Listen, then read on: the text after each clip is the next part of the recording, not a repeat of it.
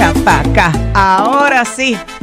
No solamente esa musiquita, hemos llegado a la hora de La Habana en Miami con esta servidora y Sabrina Hernández. Bienvenida, Sabrina. Gracias, buenas tardes, ¿cómo estás? Ya casi es viernes. Ay, no, yo no sé, porque a mí me encanta estar aquí, la verdad, A mí también. pero yo también quiero estar de fiesta y gozando en este diciembre. Pero bueno, mira, aquí en cabina tenemos a un invitado muy especial que lo entrevisté el otro día con un tema noticioso y en ese momento le dije, quiero que regreses porque eres un éxito cubano. La verdad que eres para mí un gran orgullo este joven, Karel Suárez, que es un cubano líder a la misma vez de derecho empresarial aquí en Miami. Llegó con 19 años de Cuba, salió solo, con más sueños que certezas, y comenzó en Estados Unidos una travesía marcada por sacrificio, trabajo duro y perseverancia. Pasó de servir mesas a luego estudiar para convertirse en uno de los jóvenes abogados más destacados en Miami, graduado de FIU, reconocido por Best Lawyers, Super Lawyers y Martindale Hubbell.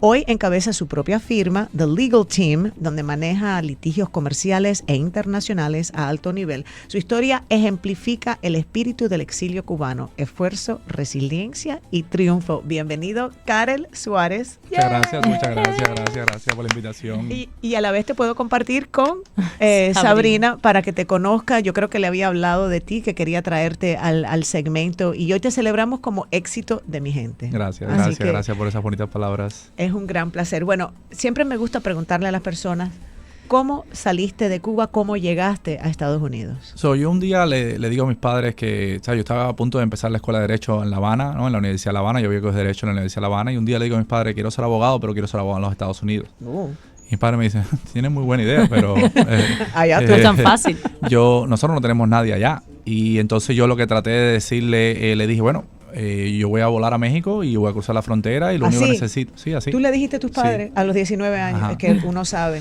Con 19 uno sabe lo que quiere. Y le dije, lo único que necesito es alguien que me busquen allá, que yo pueda estar, no sé, un año viviendo con esa persona o algo. Y bueno, esa persona, bueno, unas amistades de mis padres que se habían ido hace muchos años de Cuba, y bueno, ahora, hoy en día son mis padrinos, se convirtieron en mis padrinos, me bautizaron y todo, ya aquí en los Estados Unidos.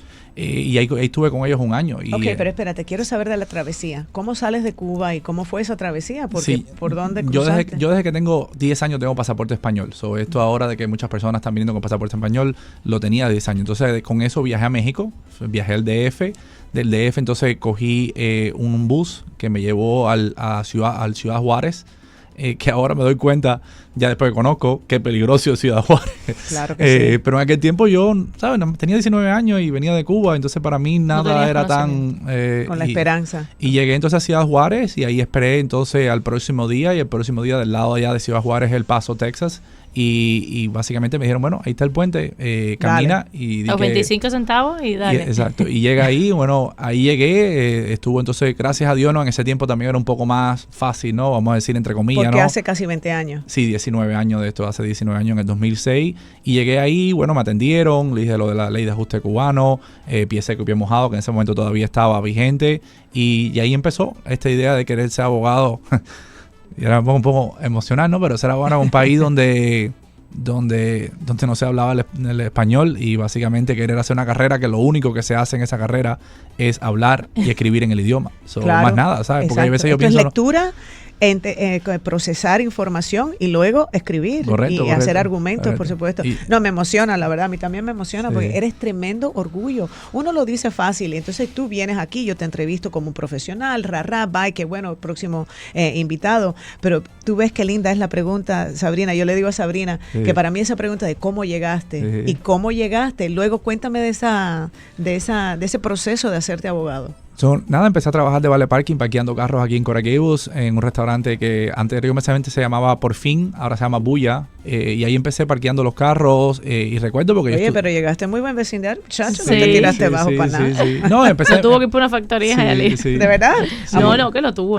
Yo pensaba que No, a mucha honra. Seguro. Esa factoría espera. No, yo tengo una amiga que es millonaria trabajando en una factoría en Hialeah empezó. Claro. ¿Viste? Sí, no, y en verdad eso lo que me ayudaba era que me daba la posibilidad, porque tener un trabajo así, que empezaba a las 6 de la tarde a trabajar, me daba la posibilidad de ir a la escuela por la mañana, porque al final ese era el plan. El plan era venir aquí para poder hacerme abogado, pero también cuando llego aquí me dicen, bueno, para hacerte abogado primero tienes que aprender el idioma, esa es una.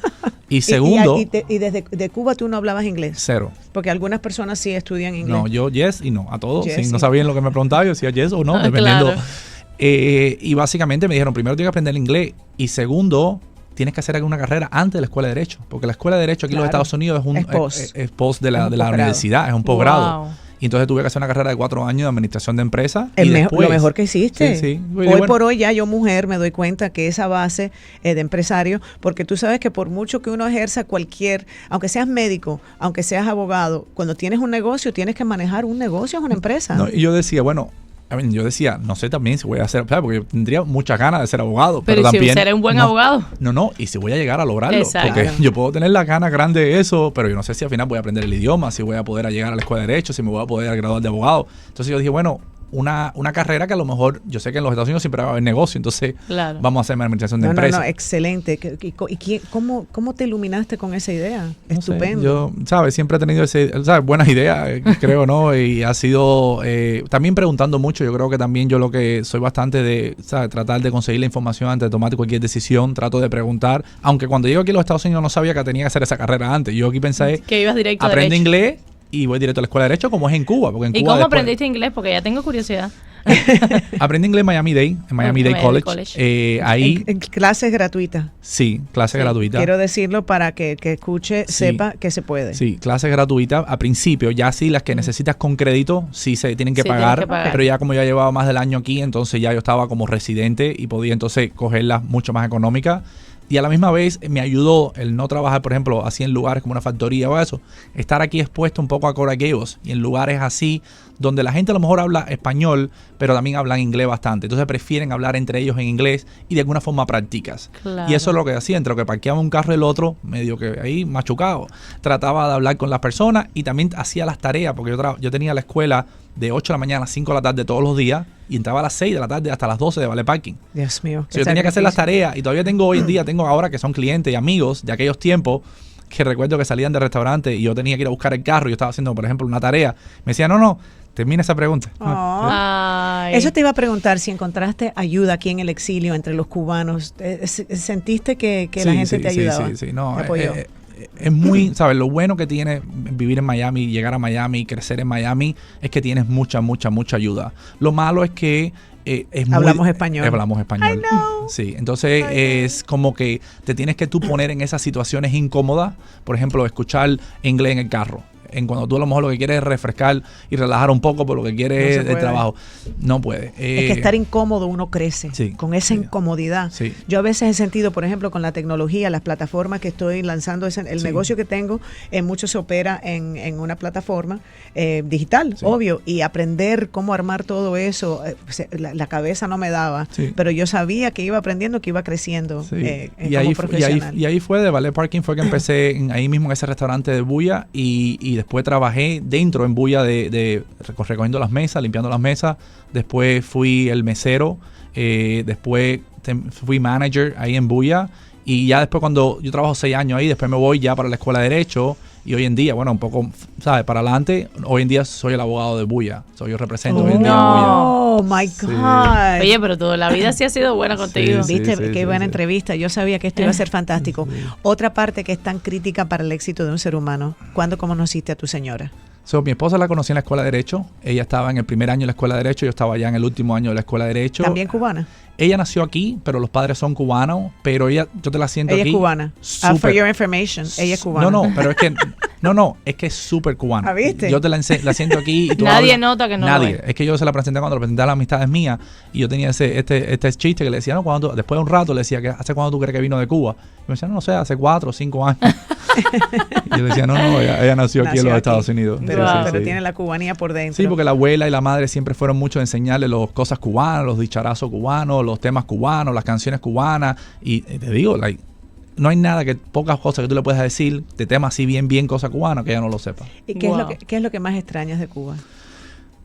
Mucho las amistades, mucho el barrio, salir por la calle así. ¿De dónde eres? ¿De qué parte? Soy de La Habana, de La Víbora, del Sevillano. ¿Conoces? Sí, claro. Sí, ahí del Mónaco también. Viví un tiempo ahí en el Mónaco. Viví al frente de una cosa que se llamaba el Palacio de los Matrimonios de Maía Rodríguez, que era mucho donde se casaban las personas. Así que debo salir en muchas bodas porque estaba la casa al frente, eso debo salir yo. Pero yo creo que eso, lo que... No tener que llegar a un lugar, por ejemplo, venir aquí con ustedes y sentirme hoy de esa forma. Yo creo que allá en Cuba yo salía a la calle y esto mismo que estamos sintiendo ahora, yo lo sentía allí en la calle con cualquier persona del barrio. Eso lo extraño, ¿no? La cultura es diferente, porque sí. Obviamente en Latinoamérica se vive con una presión diferente. Correcto. Aquí tú sabes que se trabaja, son compromisos, una vida más aislada, ¿no? Sí. Uno está más aislado en general. No, y si no lo preparas, por ejemplo, querer verte con alguien, no ocurre. Exacto. No. Ahora mismo un amigo, antes de llegar aquí, un amigo me escribió que somos muy amigos y un grupito bien eso, que bailamos salsa y eso, porque yo también fui profesor de salsa de baile. Pero oye, ¿cuántas facetas de Karel Suárez? Yo bailé en el Super Bowl. Aquí en el 2007 yo bailé en el Super Bowl, que fue aquí en Miami, hacíamos una rueda de salsa y bailamos el Super Bowl. Lo cómico de ese cuento es que yo no sabía, yo acababa de llegar de Cuba y no sabía que era el Super Bowl. Y para mí íbamos a bailar en esto, pero todo el mundo, qué locura, vas a bailar así. Y para mí, no poder solo estar en ese evento es algo grande. No tenía el conocimiento, uno viene completamente de para mí nada. Ahora sí, ahora lo digo, mira, lo estoy diciendo ahora en la radio, exacto, no, bailé en el Super Bowl. Bueno, quiero saber algo. ¿Tienes unos minutos? ¿Te quedas con nosotros? Claro. Ok, vamos a analizar noticias entonces con él. Podemos hablar de la realidad cubana, vamos a hablar de los cacerolazos, de lo que se dio ayer, que salieron los cubanos a las 7 de la noche, llegaron a Versalles. Sí. Vamos a hablar de todos esos temas y también que le dieron la llave de la ciudad de Miami a la opositora Rosa María Payá. Vamos a hablar de todo eso. Que se queda con nosotros entonces Karel Suárez, gracias. Y Sabrina Hernández en este espacio de La Habana en Miami con esta servidora Sandra Peebles en América Radio. Ya volvemos.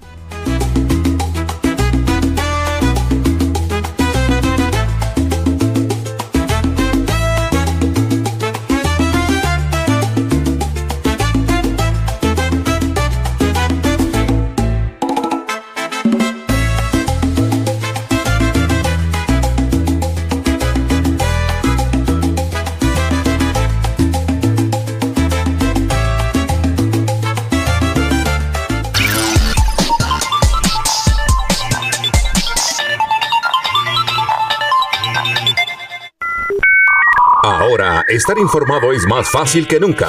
Visita nuestra página web de América Radio. www.americaradiomiami.com. Noticias de última hora. Escucha nuestra programación en vivo. Accede desde cualquier dispositivo. Todo lo que necesitas saber en un solo lugar. 24 horas al día, los 7 días de la semana. Entra ya a www.americaradiomiami.com y mantente siempre bien informado. América Radio Miami, a la vanguardia con el mundo y la tecnología. www.americaradiomiami.com. Agrégala a tus favoritos. Esta Navidad, Sunshine Gasoline Distributors continúa su tradición de amor y compromiso con nuestra comunidad. Este martes 16 entregaremos 300 cestas de comida, cada una con alimentos para la cena de Navidad, hasta con pernil, suficiente para una familia de 6 personas. Acompáñanos este martes a las 9 de la mañana en la gasolinera Shell de la calle Flagler y la avenida 27 en Miami. Búscanos en nuestras redes sociales, @Sunshine Gasoline Distributors. Te habla José Francisco, seriedad.com. Si quieres un abogado serio para el accidente tuyo de trabajo, de carro o caída, déjame guiarte y representarte. Lo he hecho por 34 años. José Francisco, seriedad.com. 305-649-5060. Disfruta del programa con más música de la televisión. Para disfrutar de muchos espectáculos musicales. No dejarás de cantar y bailar al ritmo de tus artistas favoritos y nuestros grandes musicales. Una selección exclusiva de los mejores temas de todos los tiempos, creada exclusivamente para ti. Música y más música es lo que tenemos en Éxitos de siempre. De lunes a viernes a las 6 por América TV. ¿Quieres transformar tu vida y alcanzar tu máximo potencial? América Radio y Fonolibro te traen la clave para el cambio. Nuestra colección de libros de desarrollo personal. Descubre títulos inspiradores que te guiarán hacia el éxito, la felicidad y la plenitud. Desde líderes de renombre hasta expertos en bienestar, tenemos la mejor selección para ti. América Radio, tu compañero en el camino hacia una vida más plena. Escúchanos sábados y domingos a las 5 de la tarde y haz que cada día cuente.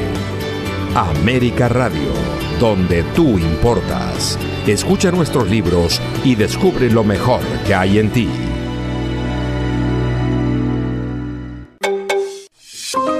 Estás sintonizando Noticias con Sandra Peebles.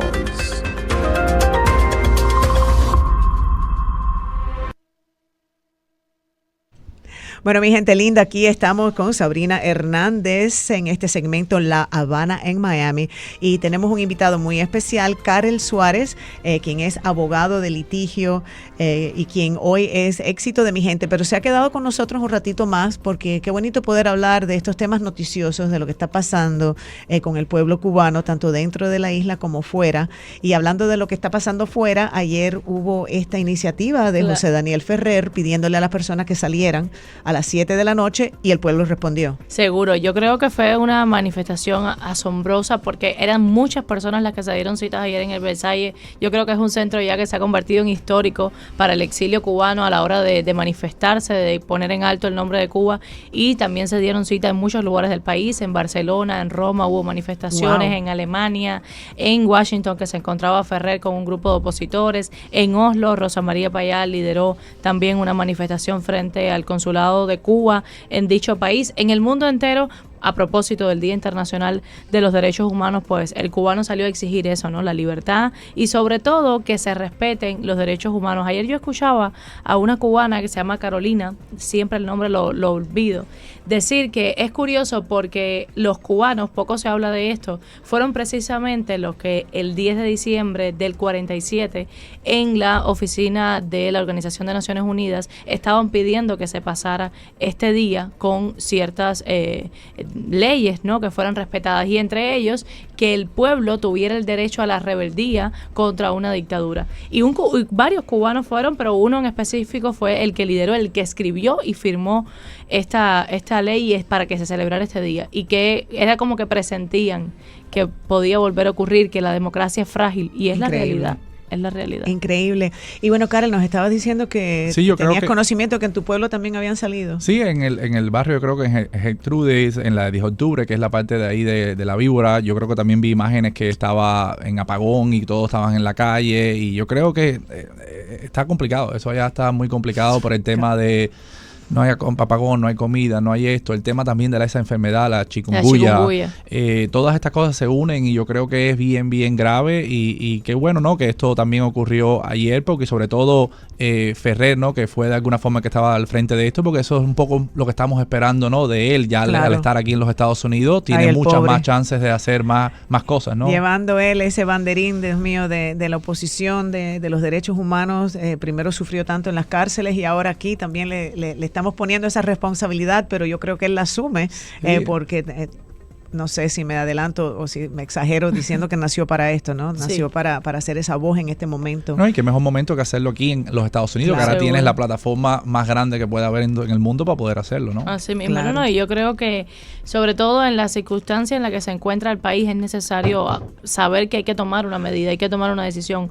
Se está hablando, y él por supuesto también estaba en Washington, incluso se reunió con la República Checa, con funcionarios, porque hay que actuar con Cuba, eso es una realidad. El pueblo está está ya en su límite más lejano que pueda haber y no se sabe cuál es la esperanza, cuál es la expectativa, hasta qué situación, porque mira, por ejemplo, ahora es la época en la que se reúne todo el régimen cubano, la cúpula, para discutir los temas del país y lo van a hacer por videoconferencias porque no tienen ni tan siquiera los insumos para hacerlo presencial. Y tú te pones a analizar y dices, bueno, si ustedes que son los que siempre se han beneficiado, los que les roban al pueblo, no cuentan con el material para poder efectuar la reunión en la que le siguen destrozando la vida al país, ¿qué va a quedar para el pueblo? No, y más después de este barco petrolero que iba de Venezuela a Cuba. Vamos a hablar de eso, que lo he dejado hoy por fuera por las circunstancias, pero... Eso va completamente, porque eso seguro era eso de escape que iban a poder conseguir o poder tratar de... Pero eso completamente lo va a parar completo. Pero el presidente dice que se va a quedar con la nave y con el petróleo. Muy bien hecho. Acabó con Venezuela. Seguro. Bueno. Se quede con todas. Un pedacito, porque todavía hace falta más.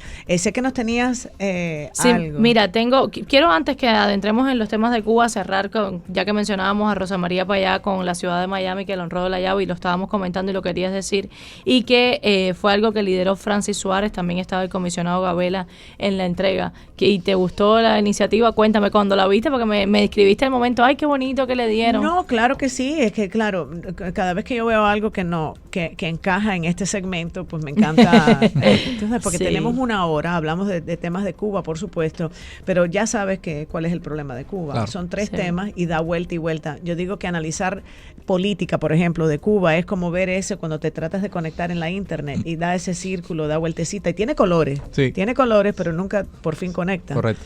Yo me siento a veces que el tema de Cuba es así, pero me llamó mucho la atención y me alegro mucho que Francis Suárez, ya una de sus últimas ceremonias, le haya entregado esa llave de la ciudad a Rosa María Payá por su defensa de la libertad en Cuba y que la haya reconocido. Esto simboliza, por supuesto, el respaldo de la comunidad de Miami, que es Cuba, o sea, el exilio más grande cubano que existe es aquí y bueno, pues me pareció algo muy bonito. Seguro, felicidades para Rosa y sobre todo porque también no solo ha seguido con el legado de su padre Osvaldo Payá, que bastante hizo por Cuba y que sabemos que aunque no se haya podido comprobar a 100% su pérdida es responsabilidad de ese régimen que fue tragedia. Otro crimen que queda impune. Así mismo, pero bueno, te quería comentar, hablando de cosas... yo no lo podía ni creer. De hecho, tuve que buscar... Este señor siempre me sorprende, te voy a decir. Ella le dice ese señor porque ella se refiere a Miguel Díaz-Canel. Correcto. A mí no me gusta mencionar los nombres. Pero yo le digo... Ay, qué pena. Pero yo le digo... Miguel Díaz-Canel, coma. Uh-huh. Por lo que sigue. Exacto. Pero yo no lo digo. Tú dices coma. Pero ustedes entienden. Bueno, pero otra gente dicen sin casa. Sin casa. Exacto, que por cierto, te lo comenté ayer, que activistas... No lo había escuchado. Activistas, no sé si te lo comenté, que activistas a propósito del Día de los Derechos Humanos renombraron la mal llamada Plaza de la Revolución y le pusieron Plaza Díaz-Canel sin casa. No. Cuando tú abre el Maps. No. Sí. Abre el Maps y pídele dónde está la plaza de Díaz-Canel sin casa, que te va a decir que está en La Habana, Cuba. A mí no pongas el sin casa, en ese sí pones el que... es la palabra que no vamos a decir porque somos no gente es fina en esta radio, es algo muy profesional. Exacto. Bueno, este señor que no tiene dónde habitar, que haría falta que desapareciera tras las rejas, porque no quiero que se queden impunes así tan fácil. Bueno, mientras el pueblo está viviendo estas carencias que sabemos, una sindemia en el país, el colapso total, bueno, él apareció en televisión nacional. Yo no sé si tenemos el audio por ahí que se lo mandé a Julie. Yo quiero que tú lo escuches y que por supuesto tú, Karel, también, porque este señor no está bien de la cabeza. Adelante. Mario. Y lo otro hay que resolverlo enfrentando con coraje, valor, sin lamentos y con eficiencia y creativamente el recrudecimiento del bloqueo. Pero la voluntad de nosotros, donde tiene que estar el optimismo, es cuál, que nos vamos a ir por encima de ese bloqueo, aunque lo sigan recrudeciendo. Pero para eso hay que perfeccionar el trabajo político de hoy. Para eso hay que explicar por qué estamos aferrados a la construcción socialista. ¿Por qué no nos rendimos? Hay que preparar a la militancia, hay que preparar a los cuadros, pero para que eso, como decía Naima, se expresen actitudes. Sí, no, el reclutamiento que hay que seguir. Es un señor, a mí me sorprende mucho porque quien le escribe los libretos a él, que a veces se confunde, pero a veces nos sorprende con una cosa, vaya, impresionante, dice que por eso es que ellos están aferrados a la construcción socialista. Construcción socialista que todos sabemos es un estado fallido, independientemente que quiero que me explique cuándo es que se recrudeció el embargo, que ellos mal llaman bloqueo, porque nunca me he enterado, no me han hecho saber. Ellos siguen echándole la culpa a esto que ya está gastado, que ya está debilitado, que ya nadie se lo cree, pero hay que seguir reclutando a las personas, seguir haciendo presión sobre sus cuadros, que los cuadros son los funcionarios del gobierno. Entonces uno dice, a ver, este señor en qué mundo, ellos tienen una inteligencia artificial, para mí que se compraron las gafitas de Meta. Bueno, es que están en una burbuja, existen dentro de una burbuja. Es exactamente eso, es básicamente que ellos tienen su propia, es como están en eso de Meta, en esa de eso, pero tienen su propio juego montado, tienen su propia videojuego montado. Entonces, eso es lo que tienen que crear y tienen su propia audiencia. Entonces, claro, es como una persona que está en un teatro y tú sabes cuál es tu audiencia y tú le estás hablando a tu audiencia. Entonces, a lo mejor tú no eres la audiencia y por eso lo suena así. Claro, para engañar. Karel, ya casi se nos acaba el tiempo. ¿Cómo ves tú el final de este régimen? ¿Cómo ves tú la liberación de Cuba? Si no es mucha presión ponerte eso en un minuto. No, yo creo que es básicamente ellos decidir que no aguantan más y no es mismo soltar el poder y irse. Ay, Dios quiera. Sí, yo creo que eso va a ocurrir porque va a llegar un punto en que con toda la enfermedad, los apagones y toda esa presión, no creo que van a poder aguantar eso más. Bueno, yo siempre he dicho que si no pueden con el pueblo, porque obviamente no pueden alimentar el pueblo que se comprometieron a mantener como son comunistas, digo, ellos deben entregarle las llaves a Estados Unidos y decir, chao, me voy. Así que esa es mi salida también. Okay. Me encanta. Karel Suárez, ha sido un placer tenerte aquí. No, gracias Éxito a de mi gente.